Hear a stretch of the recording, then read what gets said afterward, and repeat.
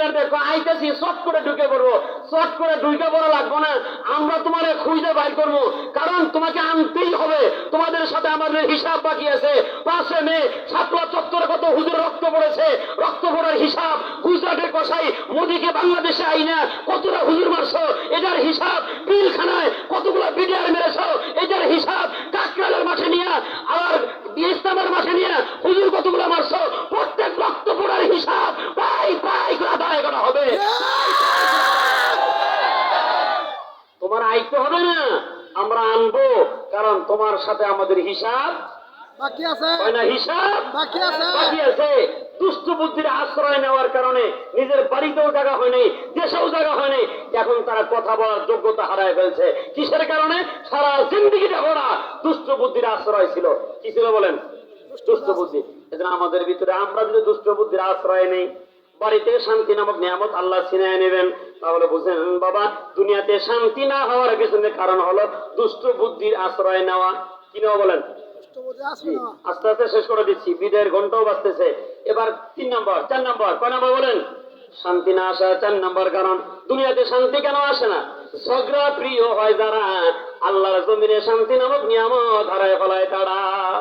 ঝগড়া প্রিয়, ঝগড়া। আজকে দেখেন আমাদের বাড়ির শান্তি নেই কেন? আমরা প্রত্যেকটা মানুষ ঝগড়া প্রিয়। বুঝেন নাই মনে হয়? স্বামী স্ত্রী ঝগড়া, বাবার ছেলের ভিতরে ঝগড়া, মা মেয়ের ভিতরে ঝগড়া, বাসের কন্ট্রাক্টর হেল্পারের ভিতরে ঝগড়া, বাসের প্যাসেঞ্জার এবং কন্ট্রাক্টরের লগে ঝগড়া, বাজারের ভিতরে দোকানদার এবং কাস্টমারের ভিতরে ঝগড়া, নৌকার মাঝি এবং তার কাস্টমারের ভিতরে ঝগড়া, ভাই আর বোনের ভিতরে ঝগড়া, শ্বশুর আর জামার ভিতরে ঝগড়া। আছে না নেই? এমন কোন জায়গা নাই কোন মানুষ ঝগড়া ছাড়া। আর আমরা খুঁজেই পাই না। কি অপরাধ? ঝগড়া প্রিয় হয় যারা, দুনিয়াতে শান্তি নামক দৌলত হারায় ফেলায় তারা। আমাদের দেশ বলেন, বাড়ি বলেন, সমাজ বলেন, শান্তি না আসা আর অশান্তির 1 নাম্বার কারণ খুঁজলে পাওয়া যাবে ঝগড়া। কি বলেন? সবচেয়ে ইদানিং বেশি ঝগড়া হচ্ছে ভাই আর বোনের ঝগড়া। কেন? কি নিয়ে? মাল নিয়ে। বাপ মা মারা যাওয়ার পরে বোন ভাই মাল দিয়ে দাও, পারলে নিস। শুরু হয়ে গেল ঝগড়া। আছে না নাই? বোনেরা মাল দেয় না, মাল না দিয়া বেড়া যখন বয়স হয়ে যায়, ইঞ্জিনিয়ার লোড টানে না, আগাম করার শক্তি তারা দেহের ভিতরে নাই। 5 কাঠা জমিন বেচে বেড়া এবার হজে গেছে, লম্বা জুব্বা লাগায়া কালো বিরা মাথায় বান্ধা শয়তানরা যখন পাথর মারে, শয়তানে কয় মামু আর মাইরো না, যে কাম তুমি করে আইছো আবার আমার মা তোরও মারো।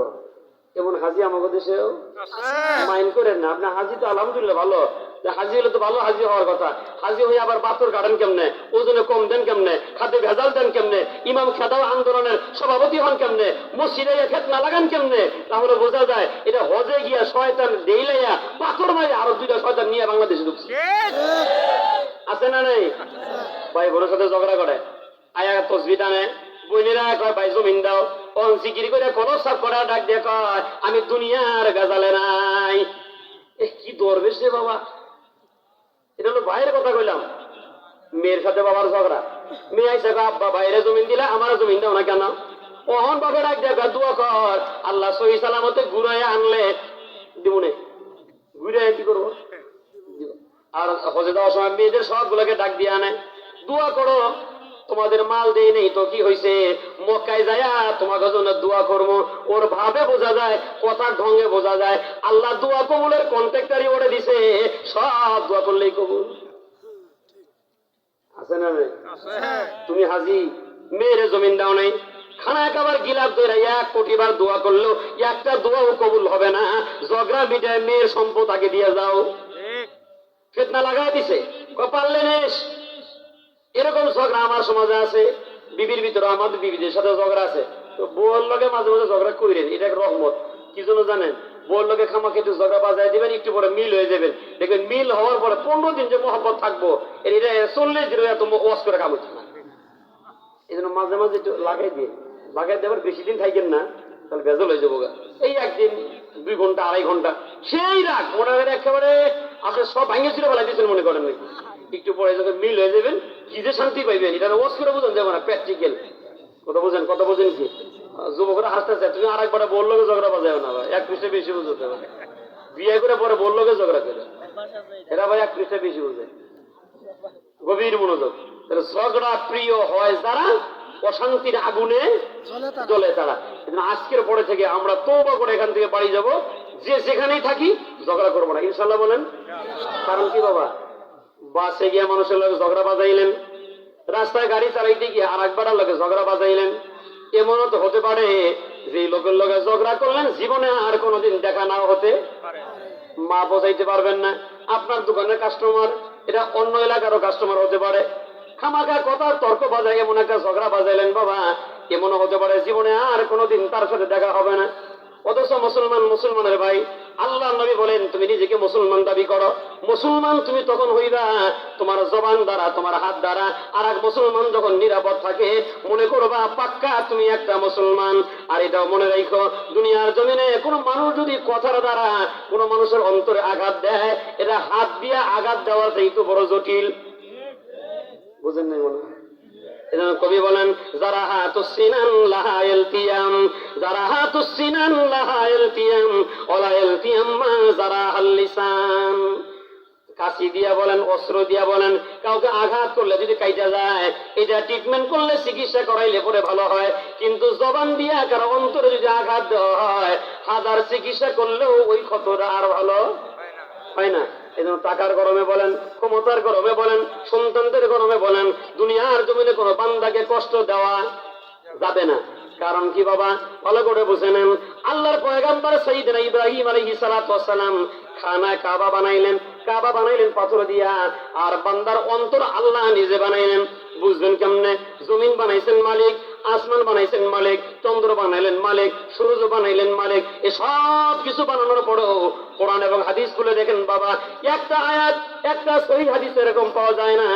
আল্লাহ তাআলা সব বানায় বলছেন এটা আমার, চন্দ্র আমার, সূর্য আমার, চন্দ্র আমার, জমিন আমার, আসমান আমার, জান্নাত আমার, জাহান্নাম আমার, এক জায়গার ভিতরেও নাই। কিন্তু আল্লাহ তাআলা দয়া করে মানুষগুলা বানায়া আল্লাহ তাআলা মায়ার নজরে ডাক দিয়ে কয় বান্দা গুলা আমার। সব আল্লাহ বানাইছেন, এক জায়গার ভিতরে বলে না এটা আমার। মানুষ বানায় আল্লাহ তাআলা কয় বান্দা আমার।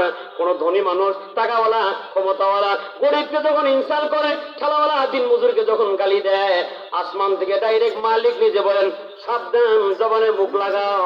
মানুষ হইতে পারে গরিব, হইতে পারে তার চেহারা কালো, আত্মমর্যাদা সমাজে না থাকতে পারে, ওর অন্তরটা আমি মালিকের কাছে এত ভালো, তোমার মতো 1 কোটি ধনী চাইতে এই গরিব আমি আল্লাহর কাছে ভালো।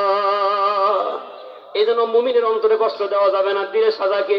আল্লাহ রাব্বুল আমিন বলেন ইন্নাল্লাযীনা ফাতানুল মুমিনিনা ওয়াল মুমিনাতি সুম্মা লাম ইয়াতুবু ফালাহুম আযাবু জাহান্নাম।